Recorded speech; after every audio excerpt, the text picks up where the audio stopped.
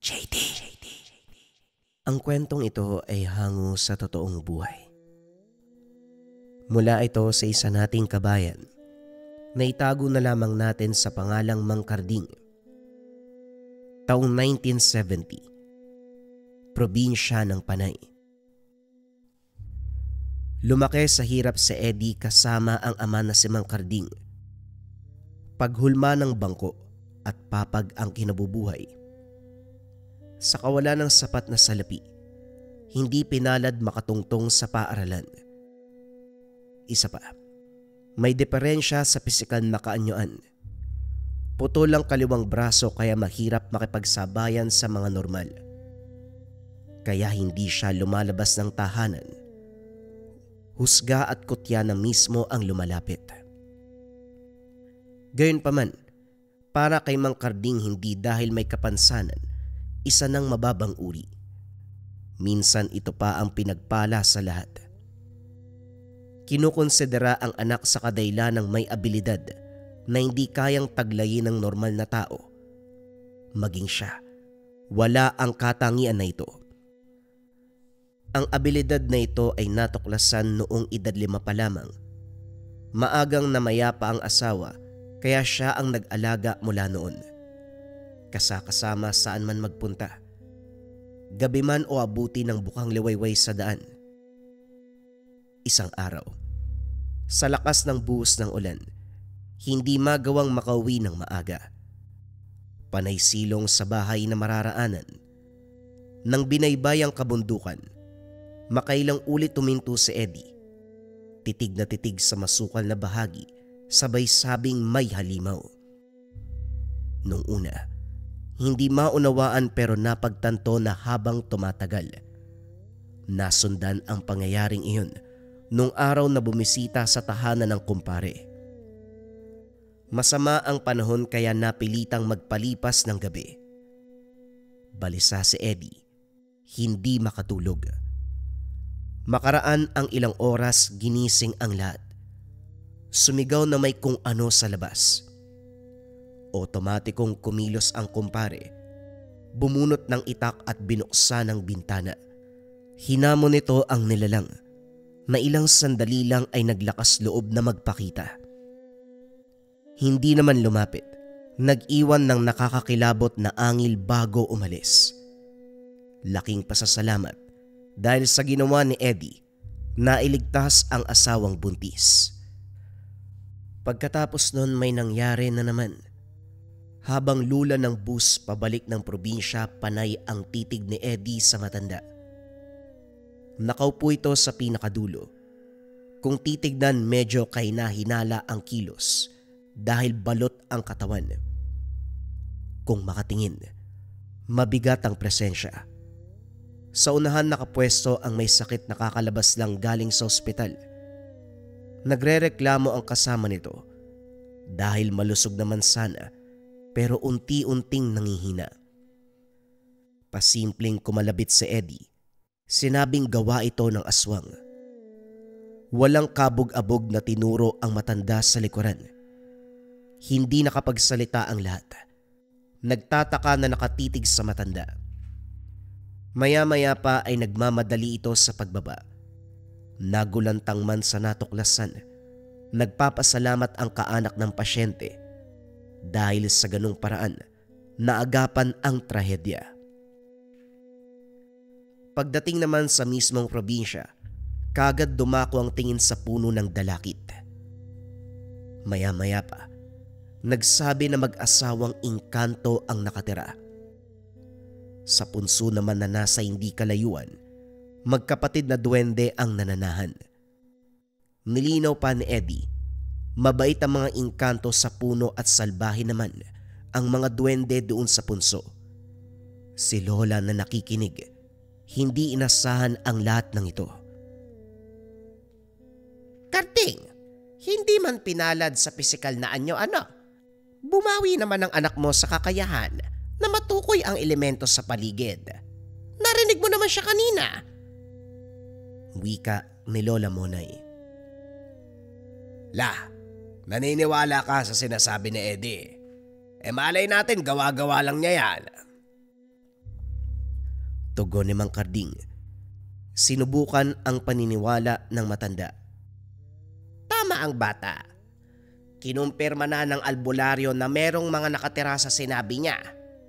Minsan lang may nabiktima, pero yung mga duwende lang kasi. Hindi na nanakit yung mga engkanto dyan sa puno. Subukan mo kaya ang kakayahan ni Eddie. Malay natin, higit pa dyan ang magawa ng bata. Nano, ipasok siya sa pagiging albularyo. Nako, hindi nga po ako pumayag nung ako eh. Nung ako yung kinukumbinsi nyo, yung anak ko pa kaya. Huwag na po nating iabot sa ganyang usapan. Gusto po naming mamuhay ng payapa. Susubukan lang naman ito talaga. Kung sa bagay, magulo nga kapag isa kang albularyo. Maraming kalaban, hindi lang tao. May mga aswang at iba pang elemento. Idagdag pa ang bigat ng responsibilidad kapag may ginamot ka tapos hindi na buhay ang pasyente. Ikaw naman ang papatayin sa sisi, ano? Tama ka. Wag na nga lang, ano? Habang nagkakape sa kusina, tanaw ni Mang Karding ang anak sa labas. Nakikipaglaro ito sa aso. Hindi maiwasang makaramdam ng bigat sa kalooban sa pisikal na anyo ng bata. Hindi niya pa ito nakitang may kausap na kaedad. Kung meron man, puno ng pagtatalo dahil kinukutya at pinagtatawanan. Tanging kausap ni Eddie, mga alagang hayop kagaya ng aso, pusa, manok at iba pa. Maya-maya ay merong lumapit. Labis ay kinagulat dahil ang bata mismo ang nag-abot ng palad para makipagkamayan, tanda ng pakikipagkaibigan. Sa unang pagkakataon, lumawak ang ngiti ng anak. Napukaw ang damdamin habang pinapanood ang mga ito. Nag-uusap at nagtatawanan. Subalit sa kabilang banda nawala ang tuwa ng masipat ang salamin. Nakaharap ito kung saan nakapwesto ang mga bata. Ngunit sa hindi inaasahan, refleksyon lang ni Eddie ang nakikita. Anumang kusot ng mga mata ni Mang Karding, hindi ito isang guni-guni. Sa takot kagad tinawag ang anak. Nasilayan sa malapitan ang itsura ng bata. Kakaiba ang kaputian. Maganda ang muka sa malayuan pero hindi ito kaaya-aya kapag titignan ng matagal. Na parabang sa bawat segundo nag-iiba ang anggulo. Pinaghalong asul at berde ang mga mata. Kakaiba ang kislap. Walang guwit sa pagitan ng ilong at bibig. Bumulong ito kay Eddie. Kumaripas ng takbo pagkatapos. Naupo si Mang Karding sa harapan ng anak. Tulalang nakatitig. Hindi makapa ang tamang salita. Maya-maya pa, binasag ni Eddie ang katahimikan. Engkanto po siya. Anak na mag-asawang elemento dyan sa puno ng dalakit. Gusto niya ako maging kaibigan eh. Tay, pwede po ba tayo magtagal dito? Gusto ko rin kasi siyang kalaro eh. Kasi naiintindihan niya ako. Napabuntong hininga si Mang Karding. Para mabawasan ang kilabot, hindi sinagot ang anak. Pinapasok ito ng tahanan. Matapos ang ilang sandaling pag-iisip, tinitigan ang puno ng dalakit. Habang tumatagal ang pagmamasid dito, mararamdaman ang bigat ng presensya na parabang may nakatingin mula sa itaas ng puno. Sunod-sunod ang pagkahulog ng mga dahon kahit walang hangin. Ang nahuhulog naman ay hindi tuyo. Napatanda na lamang ng krus bago umalis. Sa tahanan muna sila nagpalipas ng gabi. Nakiusap si Lola Monay dahil kinabukasan maagang mag-aani sa bukid. Kinakailangan ng dagdag tao para sa paggapas. Hindi na malaya ng oras. Nagising na lang dahil sa pagsulyap sa kabilang papag wala ang anak. Kagad din itong nakita. Bukas ang bintana at natanaw sa labas. Kausap ang bata na sinasabi nitong engkanto. Masayang tignan Pero dahil sa katauhan ng kasama na bahala si Mang Karding, dali-daling lumabas. Tinawag pero ayaw nitong magpaawat. Nagpaalam na lalabas muna kasama ang batang engkanto. Hindi na napigilan dahil kumaripas ng takbo. Balisang nag-antay sa bakuran. Kinilabutan sa paligid sa pakiramdam na may nakatingin. Nahihiyang gisingin si Lola Monay kung kaya't nagtiis na lamang. Hindi rin nais pumasok nang wala pa ang anak. Lumipas ang oras. Hindi na malayan kung gaano katagal nag-antay. Ang mas napansin ay walang tigil na pagsutsot. Hindi naglaon buong pangalan ang tinawag. Kasabay nito ang pakiramdam na nahihilo. Umikot ang tingin. Bumigat ang ulo. Hindi naman natumba. Parang kusang gumalaw ang paligid. Hindi nagtagal may humipo sa ulo pababa sa braso. Walang tao sa malapitan, kaya nag-iba ang kutob ni Mang Karding. Kagad ding napukaw ang atensyon nang bumalik si Eddie. Ayaw pansinin ang masama nitong titig sa paligid. Ilang ulit lumingon bago pumasok ng tahanan. "Tay, hindi po muna ako matutulog para may umaaligid eh. Wag po kayo mag-alala. Akong bahala. Duwende lang po yan." Ano? Duwende? Ano ba sinasabi mo, anak? Pwede ba awat tayo sa takutan, matutulog na tayo? Halika na, tama na yung mga sinasabi mo. Meron nga pong umaaligid, tay. May napansin ka ba kanina? Hindi na lang sana kayo lumabas oh. Nilapitan ka po tuloy. Napabuntong hininga na lamang si Mang Karding. Hindi na kaya pang makipagsabayan sa anak dahil lalo lang kinikilabutan sa salita nito. Magdamag gising, binabantayan ang takbo ng paligid. Kinabukasan maaga sa taniman si Mang Karding at Lola Monay. Marami na rin ang mga magsasaka. Kanya-kanya sa gapas ng palay. Isa sa umagaw ng atensyon ay ang matandang lalaki. Tahimik itong nakaupo sa bato habang tumitingin sa paligid. Nung una, inisip na isa sa kasamahan, subalit laking gulat nang may inamin si Lola Monay. May nakita ka bang matanda? Huwag mong pansinin kasi lalapit yan. Para malinaw, hindi siya kagaya natin. Huwag na natin pabain ang usapan ah. Naunawaan mo na ko nung sinabi ko. Hindi na nag-usisa si Mang Karding. Bumalik si Lola Monay sa trabaho. Inutusan na rin siyang atupagin ang mga gawain. Gayunpaman, panay sulyap sa pwesto ng matanda. Dito nalinaw na kakaiba ang dating. Nagdudulot ng hindi maunawa ang pakiramdam.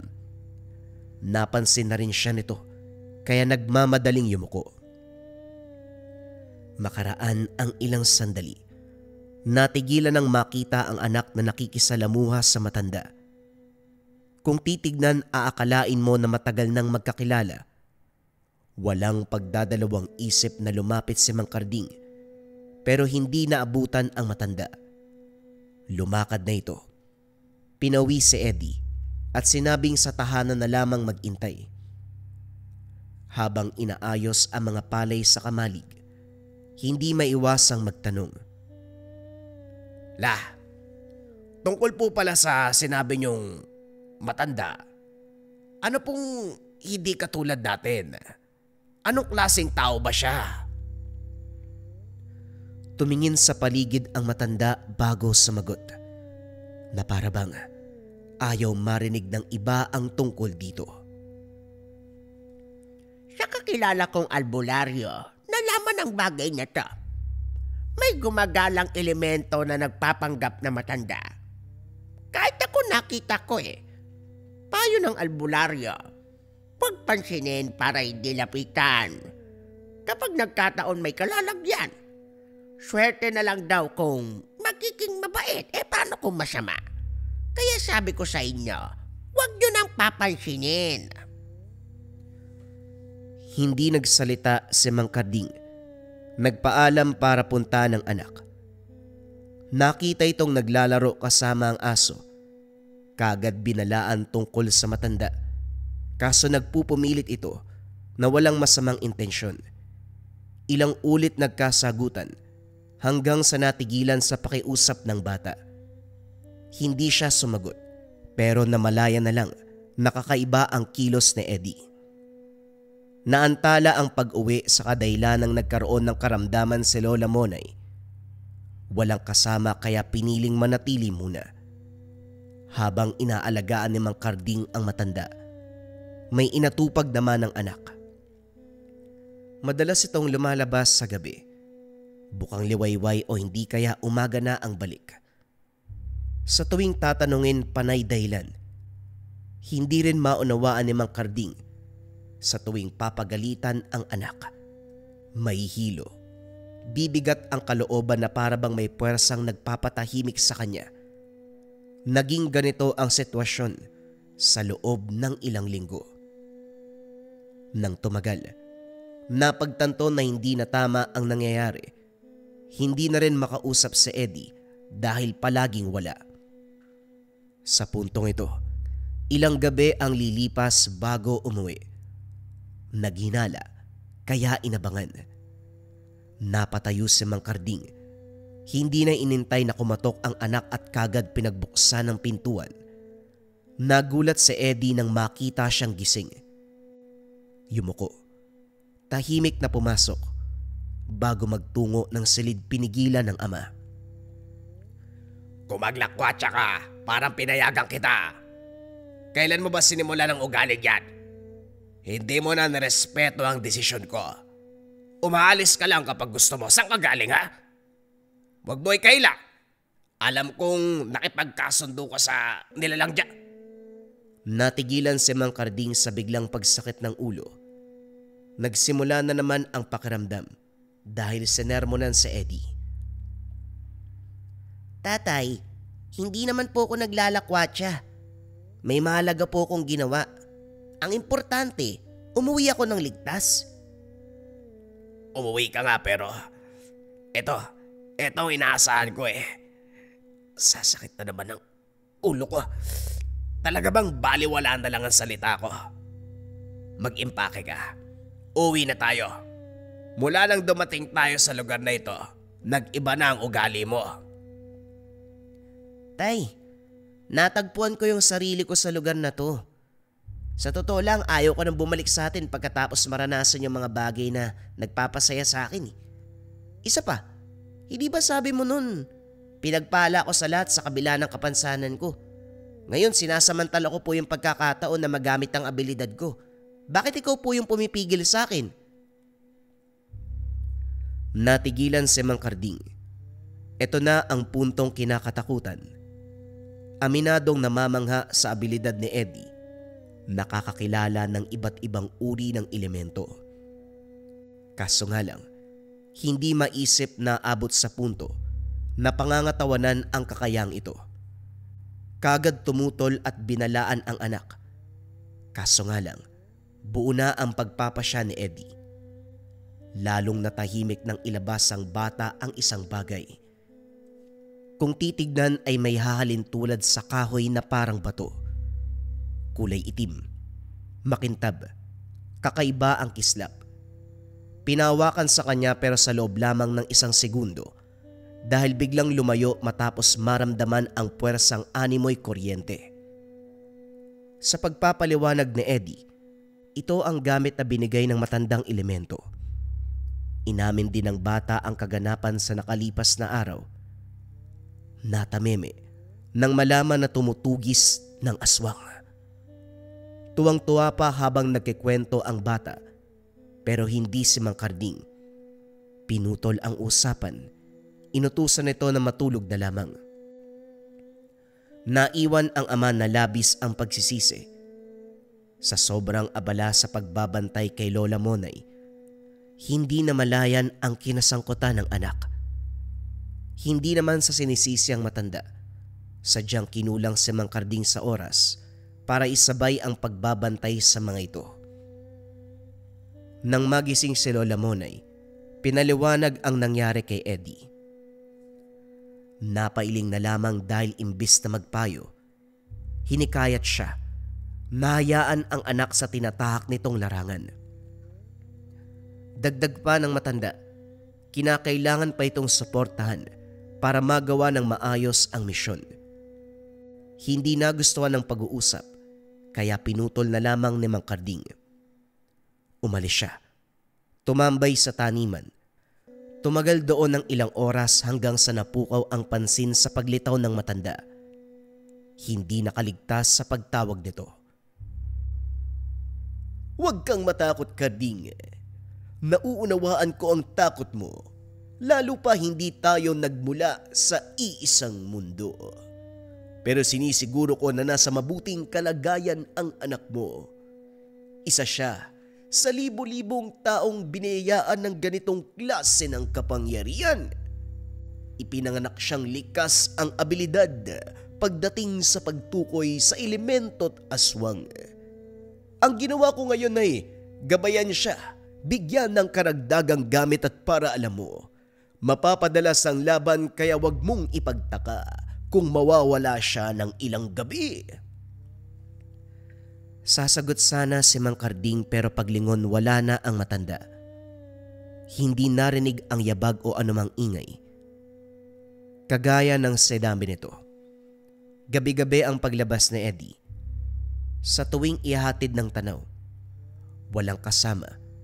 Pero pakiramdam ni Mang Karding hindi ito nag-iisa. Kung minsan kasi may kinakausap na hindi nakikita. Hinayaan muna ang anak. Nakinig sa bawat kaganapan. Isang gabi, sinalubong ito dahil pasuray-suray na naglalakad. Napagtanto na nagtamo ng pinsala sa katawan. Nagtaka dahil wala naman itong sugat pero ang daing animoy naghihingalo. Pinagpahinga ng ilang sandali. Sa kabutihang palad ay bumuti rin. Hindi nakapagpigil sa Mang Karding. Inusisa ang pinagagawa ng anak. Hindi pinagkaita ng katotohanan. Inamin ni Eddie ang nangyari. Kung sino ang nakakasalamuha, kung anong halimaw ang nakalaban. Kinilabutan si Mang Karding. Sinabing aswang, duwende, at iba pang masamang elemento. Nang tanungin kung paano napuksa, ang sagot nito, dahil ginagabayan siya ng kaibigan, isama pa dito ang kapangyarihan ng punyal at ang ginagamit na mutya ng dalakit. Tumutukoy sa bato na ibinigay sa kanya. Dagdag pa, tinawag na dalakit dahil nagmula sa puno ng dalakit. Nang kumpirmahin kung sino ang matandang elemento, ito ang engkantong lalaki sa puno. Ito na rin mismo ang nagpanggap na matanda. Mababaliw ako dito eh. Kung ganon, nakikipaglaban ka sa mga elemento't nilalag. Eh di hindi ka ba natatakot, halimaw yon? Eh paano kung mapuruan ka nila? Paano kung mamatay ka? Paano kung hayaan niyo po akong gawin ang gusto ko, Tay? Tay, hindi na po ako bata. Huwag niyo po akong ituring na parang 5 anyos. Ilang taon na po ako. Mulat na ako sa realidad, lalong-lalo na sa kababalagan. Nauunawaan ko nag-aalala kayo pero sinisiguro ko walang masamang mangyayari. Pangako po yan, Tay. Napabuntong hininga si Mang Karding. Wala nang magawa. Buo ang pasya ni Eddie. Sa katunayan, hindi makapaniwala na sa paglipas ng taon, hindi na namalayan ang edad ng anak. Gayunpaman, bata pa rin ito kung ituring. Sa paglipas ng araw, nagulat na lang si Mang Karding sa nabalitaan. Bumisita sa tahanan ang kakilalang albularyo, si Lola Monay, para suriin ang karamdaman. Mula mismo sa albularyo narinig ang kwento tungkol sa anak. Nang galing sa bayan nito si Eddie, walang takot na inubos ang mga nilalang. Samot-saring papuri ang natanggap. Walang inuurungan. Walang inaatrasan. Lahat ng elemento't nilalang ay hinaharap. Matanong lang po, anak ko lang ba ang nakita nyo? Wala ba kayong napansin na merong sumusunod sa kanya? Meron naman. Hindi mo kailangan mabahala kasi gabay niya yun eh. Malinis ang hangarin ng elemento kaya wala kang dapat ipag-alala. Manong, total, albularyo naman kayo. Sigurado po ba na walang bahid ng kasamaan ng elementong yan? Natatakot ako para sa anak ko eh. Hindi ko nga alam kung paano ko may umabot sa ganitong punto. Tapos ayun siya, nakikipagsapalaran sa mga nilalang. Nako, normal na mag-alala dahil isa kang ama. Sinasabi ko lang, bawas-bawasan mo. Ako na mismo ang magsasabi, isa kong albularyo kaya maniwala at magtiwala ka sa anak mo. Nangangailangan ng katulad niya sa mundong ito. Napabuntong hininga na lamang si Mang Karding. Kahit taong may karunungan man ang nagsabi, hindi pa rin maiwasang maalerto sa sitwasyon. Kinagabihan, hindi mapakali dahil lampas sa oras kumpara sa madalas na uwian. Labas-pasok ng tahanan, panay silip kung narya na ba ang anak. Makaraan ng ilang sandali, nakarinig ng ingay sa hindi kalayuan, daing at pag-angil ng halimaw. Sa ideyang baka si Eddie, hindi nakapag-isip ng maayos si Mang Karding. Bumunot ng itak at nagmamadaling hinanap ang pinagbula ng ingay. Mula roon, nakita ang tagpo kung saan nakikipaglaban ang anak sa isang halimaw. Malaki ang hubog na pinaghalong tao at hayop. Masyadong mabilis ang kaganapan. Namalayan na lang ni Mang Karding, tumilapon ang anak. Nakagante naman ito kaso nga lang muling tumilapon hanggang sa dumagan at walang tigil na hinagupit ng atake si Eddie. Maya-maya pa umangil ng malakas. Sinabayan ng daing ng anak. Sa iyaw ay masasabing nasasaktan. Puno ng dugo sa bahaging iyon.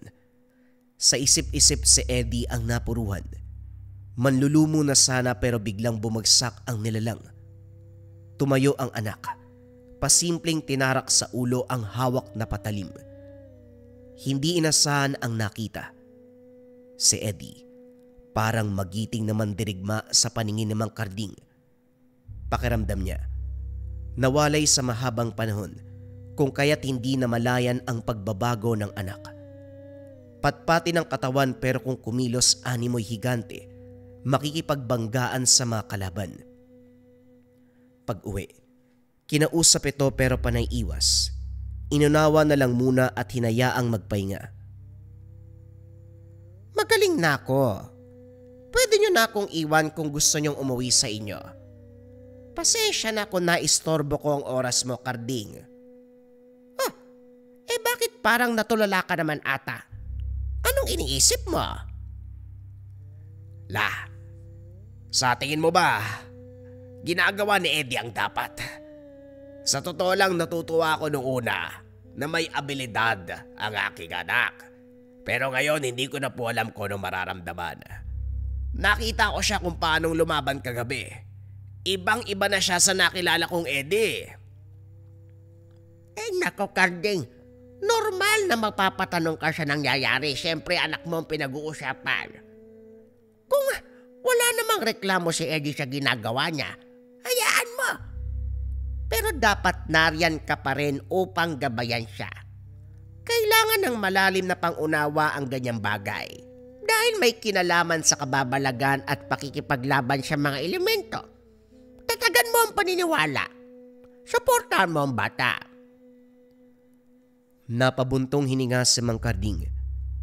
Sa kabilang banda, hindi pa rin matanggap ang kinahinatnan ng anak. Kinausap ito. Inamin ni Eddie na natutuwa siya sa ginagawa. Nakiusap din na wag muna silang umalis at manatili sa lugar. Kaso nga lang nagpa siya si Mang Karding. Iniwanan ang anak sa pangalaga ni Lola Monay. Hindi dahil natatakot siyang harapin ang tinatak nitong landas, kundi para sa naiwan na responsibilidad sa bahay. Pag-uwi, buhos ang atensyon sa paghulma ng papag at bangko. Ilang beses suminto sa tuwing sasagi sa isipan ng anak. Binabagabag sa ideya kung kaya't napilitang bumalik sa probinsya. Sa daanan pa lamang kapansin-pansin ang grupo ng kalalakian nakapwesto sa likuran ng bus. At kung titignang mabuti, may kakaiba sa mga ito. Panay lingon si Mang Karding dulot ng kuryosidad. Kagad siyang nilapitan ng konduktor at binalaan. Walang malinaw na paglalarawan, pero piniling sundin ang payo. Pagbaba ng terminal, dire-diretso ang lakad ni Mang Karding para sa susunod na sakayan. Bumigat ang pakiramdam dahil nakasunod pa rin ang grupo. Sakto namang naraanan ng konduktor na pauwi na rin. Kaya naman pinaangkas ng motorsiklo. Hindi maunawaan kung bakit binilisan ang pagmamaneho na halos paliparin ang sinasakyan. Nang medyo makalayo, doon lang nagsalita. Iyo, may sasabihin ako sa'yo. Yung nakita mo, mga tamawo, uri ng aswang na madalas talaga sa lugar na ito. Ako man nagulat kung bakit sila bumaba ng kabundukan. Nagtatago lang naman ang mga yon, pero kanina sumakay pa ng bus. Wika ni Mang Elias. Habang nakikipag-usap, hindi napansin ang pagsunod ng mga nilalang. Maya-maya pa, naramdaman na lang ni Mang Karding ang paghapdi ng likuran. Sa paglingon bumungad ang mga limaw. Humahabol ito sa kanila. Binilisan ni Mang Elias ang pagmamaneho. Inabutan ng patalim si Mang Karding para pansamantalang panakot sa mga ito. Panay ilag para makaiwas sa mga atake. Parang mga gutom na hayop na humahabol. Bata! Bata! Ikaw yung mananugis, hindi ba? Hinahabol kami ng mga tamaho. Napalingon si Mang Karding sa tinawag ng kasama. Inhinto ang motorsiklo sa tapat ni Eddie. Ako na pong bahala sa kanila. Ihatid nyo na lang po ang ama ko sa malapit na pagamutan. Bago makasagot, hinarap ni Eddie ang mga kalaban. Dumiretso na rin sila sa albularyo. Si Mang Tomas ang bumungad. Ginamot nito ang sugat na dulot ng aswang. Langis at orasyon ang pinangtapat. Nang mahimasmasan, saka lang napag-usapan ang pangyayari. Hindi mo naman sinabi na anak mo pala yung manunugis. Alam mo namamangha ako sa batang yun, ha? Walang takot. Yung asawa ko buntis. Nung nakaraang buwan, dinalaw ng aswang, ha? Saktong dumating yung batang yun, nailigtas doon sa kabilang sitio. Inatake ng balbal yung lamay. Walang lusot pa rin sa anak mo. Napakahusay na bata. Hoy. Ako ang unang namangha dyan bago ikaw, ha? Teka, ikaw naman, bakit parang may pag-aalinlangan ka pa rin, Karding? Huwag mo sabihin na labag pa rin sa kalooban mo ang ginagampanan tungkulin ng anak mo. Manong sabihin mo sa akin, sinong ama ang papayag na isa lang ang anak sa labanan? Tapos sa mga kalaban hindi ordinaryong nilalang. Ayos lang sana kung ligaw na hayop eh. Aswang ang pinag-uusapan dito. Nauunawaan ko ang punto mo. Ama ka kaya nag-aalala din. Iyo, sinasabi ko sa iyo, hayaan mong lumaban ang bata. Hanggat walang reklamo, alam niya ang ginagawa niya. Hayaan mo ang anak mo dahil wala siyang ginagawang masama. Nakakatulong pa siya sa mga tao dito. Malay natin, nakalaan talaga ang buhay ng anak mo bilang tagapagligtas ng taong bayan.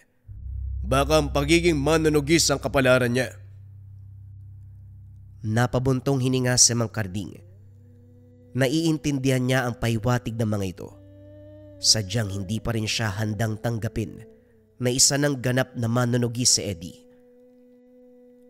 Pagdating sa tahanan ni Lola Monay, naroon na ang anak. Nag-aalala ito sa kanya. Sinigurado naman ni Mang Karding na maayos ang kalagayan. Sa puntong ito, masinsinan ang pag-uusap. Nilinaw sa pamamagitan ng tanong kung ito nga ba ang gusto ng anak. Buong puso ang pagsagot. Makikita ring seryoso sa pagiging manunugis, kaya naman nagpa siya. Anak, walang sino mang ama na kayang iharap sa kapamakan ng anak niya. Kung ito man ang gusto mo, ang makipagsapalaran sa mga hindi ordinaryong nilalang at elemento, wala na akong magagawa. Basta ipangako mo sa akin na umuwi ka ng buhay at ligtas. Ngumiti si Eddie sa bayapos ng yakap. Matapos itong sabihin, nakaramdam ng kagaanan si Mang Karding. Tinuruan na rin ng sarili na huwag masyadong mag-alala. Napapadalas ang pagtatanong kay Eddie upang maunawaan ang kilos nito. Ihatid pa sa daan sa tuwing magpapaalam ng lakad. Habang nakikipagsapalaran ang anak, ibinuhos naman ni Mang Karding ang oras sa pagsasaka. Iniintay rin kung kailan magpapakita ang matandang elemento. Subalit hindi na ito nagilap. Kahit doon man sa puno ng dalakit, hindi na maramdaman ang presensya ng engkanto. Sa paglipas ng mga araw, madalang umuwi si Eddie. Nagpaalam naman ito. Sinubukan na rin ng Mang Karding na huwag mag-alala sa takot na lamunin ng emosyon. Gayunpaman hindi kinalimutang magdasal, humingi ng proteksyon at gabay para sa anak. Isang araw, may dumayo sa tahanan, isang lalaki na sakitin ang presensya. Maputla, payat, maputi ang buhok kahit hindi naman matanda. Humingi ng saklolo, natumbahan ng kahoy ang kasama doon sa kabundukan. Walang naisip na masama si Mang Karding kaya sumama ito. Ganun man ang naabutan, may natumbahan ng puno. Nagpakilala ang mga ito bilang magkapatid na Aga at Bitoy. Nasa edad 17 pero kakaiba ang itsura. Nangangamoy at pisikal na sakitin. Naunawa ng sitwasyon. Ang sabi ng mga ito matagal nang nananahan sa kabundukan matapos iwanan ng mga magulang. Hindi na lang din nila binigyan ng pansin kaya lumaban na lamang sa buhay. Panguhuli ng ligaw na hayop at mga bungang kahoy ang kinakain sa araw-araw. Medyo hirap din sa pananalita. Pinakita ang kuwebang tirahan. Kahit ito man ay nangangamoy. Walang maayos na gamit. Kahit ang magkapatid, walang matinong damit. Sa awa, nagpa siya si Mang Karding na tulungan ang mga ito. Namalengke, nagluto, dinalahan ng iilang damit at gamit. Inaya pang maligo sa kalapit na ilog para kahit papano maging presko. Pero laking gulat dahil parang takot sa tubig. Hindi pinilit. Nanghuli na lamang ng isda. Sa kalagitnaan napansin ang titig ng mga ito. Yung tipong tinginan na anumang oras ay manlalamon. Nang makahuli, kaagad bumalik sa kuweba at siya na mismo ang nag-ihaw. Naisalang sapoy ang iilan. Pagbaling sa natira, napatitig na lamang. Kinakain ng magkapatid ang hilaw na isda. Diretsyong nginangat-ngat, sabay lunok. Inunawa ni Mang Karding ang sitwasyon.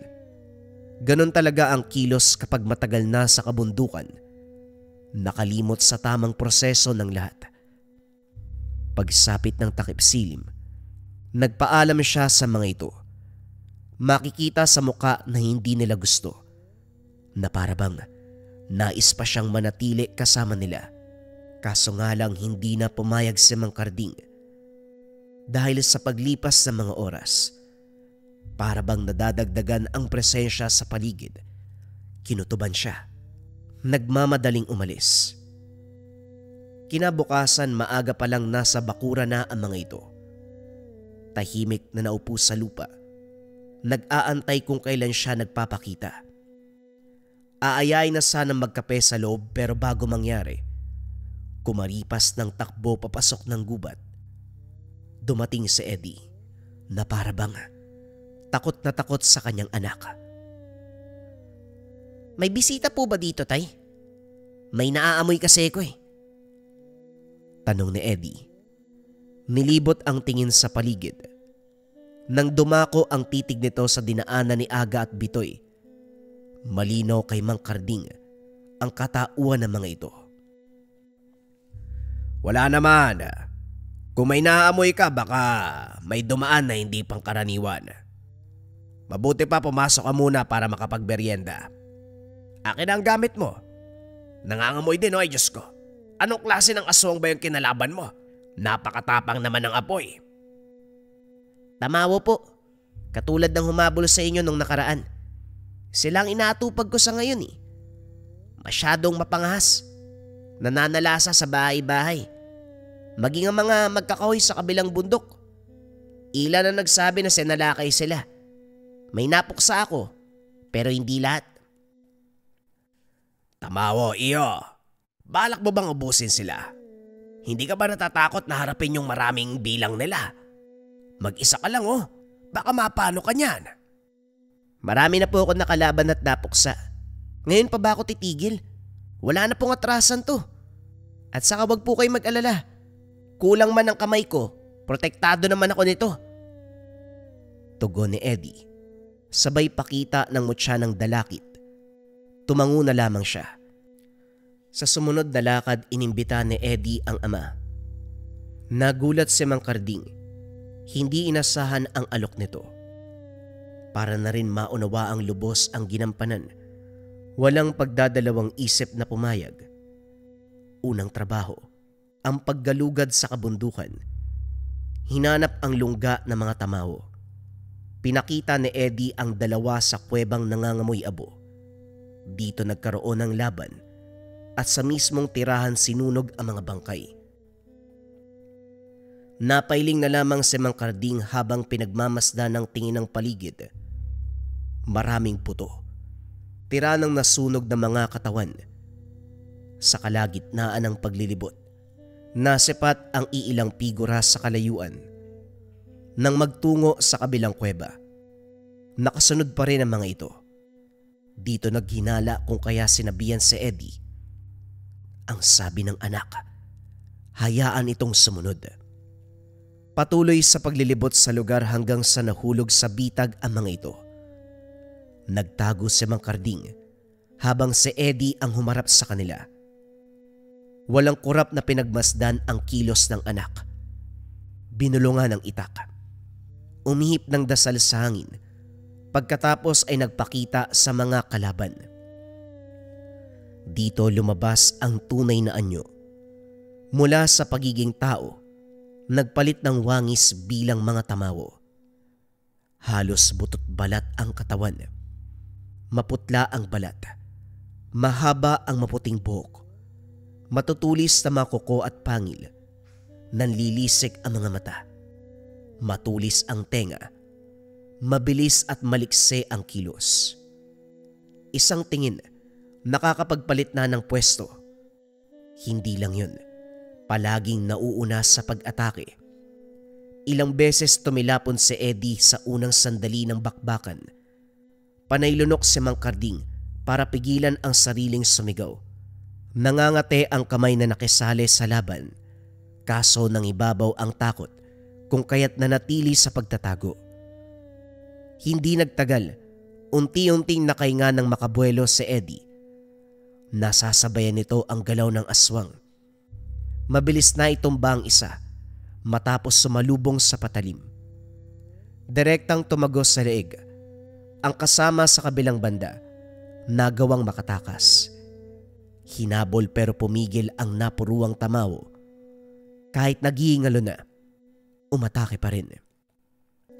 Pinugutan ito ng ulo para matapos. Napabuga ng hininga. Tuluyang nakatakas ang isa. Gayunpaman, hindi nawala ng pag-asa si Eddie. Nilisan ang lugar matapos masunog ang katawan. Anak, talaga bang tama tong ginagawa natin? Imbis na sunugin, binitbit pa ang ulo. Anong gagawin mo dyan? Ereregalo lang po natin sa kasama niya. Tay, pwede ka na ding umuwi. Sinamahan mo na ako sa paggalugad ng mga elemento. Hanggang doon lang po ang matutulong niyo. Hindi maaari. Nandito naman ako eh. Sasamahan na kita hanggang sa matapos. Magtatago naman ako kapag nandyan na ang kalaban ha. Huwag ka mag-alala. Maigpit ang pagtutol ni Eddie. Hinatid sa paanan ng kabundukan at pinauwi. Pagdating sa tahanan, nagulat na lamang sa nakita. Dugo kung saan-saan. Bakas ng kuko sa dingding at sahig. Pagsilip sa kwarto, nakahimlay si Lola Monay. Wala nang buhay. Wakwak ang tiyan at gutay-gutay ang laman. Nagtanong sa mga kapitbahay pero wala silang alam sa pangyayari. Ang sabi ng karamihan, malamang sa malamang tamawo ang may gawa. Mabilis kumalat ang kaganapan. Nakarating kay Mang Tomas na nagmamadaling bumisita. Napailing na lamang ito nang makita ang bangkay ni Lola Monay. Sinuri ang katawan. Kinumpirma na aswang ang dahilan. Kapag may manunugis sa pamilya, manggagamot o albularyo, huwag nang magtaka kung merong mamamatay. Hindi nalalayong magiganti ang kalaban kagaya ng sinabi mo. Kasalukuyan pang tinutugis ni Eddie ang angka ng tamawo. Malamang ginantihan kayo sa pamamagitan ni Monay. Teka, parang sinasabi mo na kasalanan ni Eddie ah. Hindi naman alam ng anak ko ang nangyari. Wala nga siya nang maganap yan eh. Iho, hindi ganon. Unawain mo ang punto ko. Hindi ba uwi ang anak mo? Kailangan niyang malaman to para may pagiganti ang lola niya. Inantay ang pagbabalik ni Eddie. Ito man kagad nagluksa nang malaman ang kinahinatnan ni Lola Monay. Nagwala. Puno ng hinagpis. Maya-maya pa nagpa siyang galagurin muli ang lugar para hanapin ang tamawong ng biktima. Hindi napigilan ni Mang Karding. Umalis ito. Pinangakong babalik dala ang ulo ng aswang. Habang tumutugis ang anak, hindi mapakali ang ama. Pabalik-balik sa labas. Nag-aantay ng pag-uwi nito. Hindi inasahang mapatingala sa puno. Dito naibuntong ang galit. Sinisisi ang elemento. Dahil kung tutuusin, ito ang nagpasimuno ng lahat. Kung hindi hinikayat si Eddie sa tungkulin, hindi mapapaisip ang bata. Kumuha ng palakol. Handa na sanang putulin ng lumitaw ang matandang engkanto. Huwag kang magkakamali. Baka hindi mo kayanin ang parusa. Huwag sa tahanan ko isisi ang nangyari sa kaanak mo. Hindi dahil pinaslang siya ng aswang, sa gabay ka magagalit. Sinabi ko na sa'yo, binigyan ko ng gamit at gabay ang anak mo. Kagustuhan niya ang nasunod. Hindi sa wala kong kinalaman pero lahat ng ginawa niya ay sariling desisyon. Kagaya ng sinabi ng albularyo, kapag may manunugis sa pamilya, hindi nalalayong mapahamak ang angkan. Alam kong naunawaan mo ang ibig sabihin, kaya wag na nating pabain ang usapan. Ang galing niyong maghugas ng kamay. Nandyan ka lang naman sa puno, hindi ba? Ang lapit-lapit ng tahanan namin. Hindi mo nagawang pigilan ng aswang sa pambibiktima sa lola ko. Laban ito ng anak mo kaya hindi ako pwedeng mangialam. Pwede ba? Unawain mo ang sitwasyon. Huwag kang magkakamali sa pagputol ng tahanan ko. Dahil kapag nagkataon, hindi kita papatawarin kahit sabihin pang ako ang gabay ng anak mo. Huwag ka rin mag-alala dahil sa mga oras na ito, kinakalaban na ng anak mo ang aswang. May paggiganti na ang matanda. Hindi pinansin ni Mang Karding ang huling sinabi. Nang ibabaw sa kanya ang makahanap ng masisisi. Nang hindi magawang maputol ang puno, wala sa sariling naglakad. Masyadong okupado ng galit ang pag-iisip, kaya hindi na malayang napadpad sa masukal na kagubatan. Saka lang napukaw ang atensyon nang marinig ang ingay. Unang pumasok sa isipan ang umalis. Pero nang sumaging baka si Eddie, nilunok ang takot at hinanap ang pinagmulan. Kagaya ng inasahan, Ang anak ang nakita, kasalukuyang nakikipaglaban sa grupo ng mga tamaho. Pakiramdam ni Mang Karding mababalian ng leeg sa paghabol ng tingin sa mga galawan. Sobrang bilis. Nakala mo hangin na nagbabanggaan. Kaliwat kanan ang pagtilapon. Dumagungdong ang hiyaw ng mga nilalang. Ilang sandali pa isa-isang natumba matapos hagupitin ng itak. Matutuwa na sana dahil naubos. Subalit laking gulat nang biglang bumangon. Maging si Eddie ay hindi makapaniwala. Walang pagdadalawang isip na sinugod. Sa pagkakataong ito nakaisip si Mang Karding. Tinawag si Mang Tomas para tulungan ang anak. Wala itong reklamo. Kagad sumama. Pagdating pa lamang natigilan na. Sandali. Parang may mali ah. Bumagsak tapos bumangon. Lumalaban uli. May mali. May mali dito. Sinundan ng tingin ni Mang Karding ang albularyo. Ginalugad nito ang paligid. Hanggang sa tinuro ang nakatago sa hindi kalayuan. Isa itong tamawo na may kung anong ginagawa. Umuusala habang kinukumpas ang kamay. Kinontra ito ni Mang Tomas. Nagpakawala ng orasyon at pinutol ang ritual ng tamawo. Napatingin ito sa direksyon nila. Kumaripas ng takbo. Dito tuluyang naibagsak ni Eddie ang mga kalaban. Iniwan sa ama at albularyo ang pagsusunog ng mga bangkay. Sa kabilang banda, dahan-dahang pumasok ng kuweba si Eddie kung saan nagtungo ang tamawo. Humakbang pa lang, amoy na ang samyo nito. Maya-maya pa tinambangan at nakipagbuno. Sandaling natigil nang dumaplis ang sandata. Nananahimik kami pero ikaw ang nanggulo. Ngayon na gumaganti kami, parang ikaw pa ang galit. Hanga ako sa'yo. Isa lang ang kamay mo pero mabangis kang lumaban. Pumasok ka sa teritoryo ko. Ibig sabihin, hindi ka na makakalabas.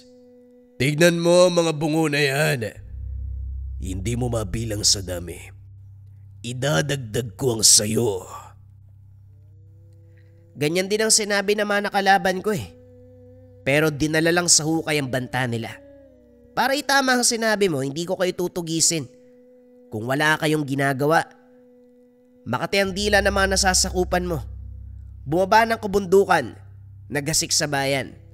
Alangan naman pabayaan ko. Tinuruan ko lang ng kaunting leksyon. Malas nila, hindi kinaya. Masyado ka mayabang. Tapusin na natin to para malaman kung sino sa atin na mapupuksa. Inihanda ni Eddie ang sandata, kaso natigilan na magpakawala ng orasyon ng tamawo. Naguluhan dahil ito ang unang beses na nakasagupa ng aswang na marunong sa ganong bagay. Natigilan siya. Hindi malaman kung paano kukontrahin. Maya-maya pa nakaramdam ng bigat sa dibdib. Nahirapang huminga. Animoy may puwersang pumipigas sa katawan. Maging ang kanyang ulo. Pakiramdam ay mawawasak anumang oras. Malawak ang ngiti ng tamawo. Kinukutya ng tingin si Eddie. Sa kabila ng atake nito, nanatiling matatag. Hindi naglaon may narinig na boses. Tinuro ang nararapat gawin. Hinugot ang mutya ng dalakit. Kinagat ito. Sa hindi inaasahan na tipak, nagkaroon na rin ng karagdagang lakas. Nagawang lapitan ang tamawo. Bago ito makapagsalita, walang pagdadalawang isip na tinaga. Ang tipak ng mutya ay pinalunok. Kagad ng isay. At kahit nasa ganong sitwasyon, patuloy pa rin sa pagsambit ng orasyon. Maya-maya pa, sariling atake ang tumapos ng buhay. Hindi na pinatagal. Iniwan ang kuweba habang nag-aapoy ang katawan ng aswang. Laking pasasalamat ni Mang Karding nang makita ang anak. Pinagsamang pagod at pighati ang pinapaywatig ng muka. Habang nagluluksa sa kamatayan ni Lola Monay, Bigla itong nagsalita. Tay, binago ko ang tungkulin ko. Sinabihan ko si Tandang Kanto. Imbis na maglibot sa lugar para hanapin ang lungga ng kalaban, kung sinong nabutan sa daan, yun lamang ang tutugisin ko. Namatay si Lola Monay dahil sa ginagawa ko eh. Iyo, hindi ito dahil sa'yo. Nagkataon lang ang lahat. Huwag mong sisihin ang sarili mo. Lahat ng tao may hangganan. Hindi rin natin mapipilit ang tadhana na patayin tayo sa mas magandang paraan. Kung ang kapalaran ni Lola Monay ay mamatay sa pambibiktima ng aswang, yun ang mangyayari. Mabigat sa loob ang makita ang anak sa ganong sitwasyon. Hindi rin niya pinigilan ang desisyon nito.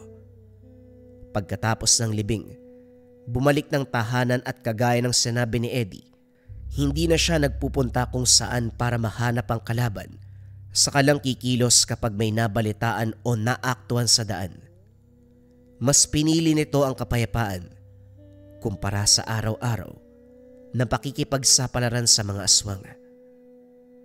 Sa paglipas ng panahon, hindi tinalikuran ni Eddie ang pagiging manunugis.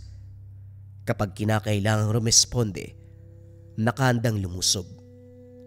Paminsan-minsan, sinasama siya ni Mang Tomas kapag may kinalaman sa aswang o elemento na hindi kayang mag-isa. Todo suporta si Mang Karding para sa anak.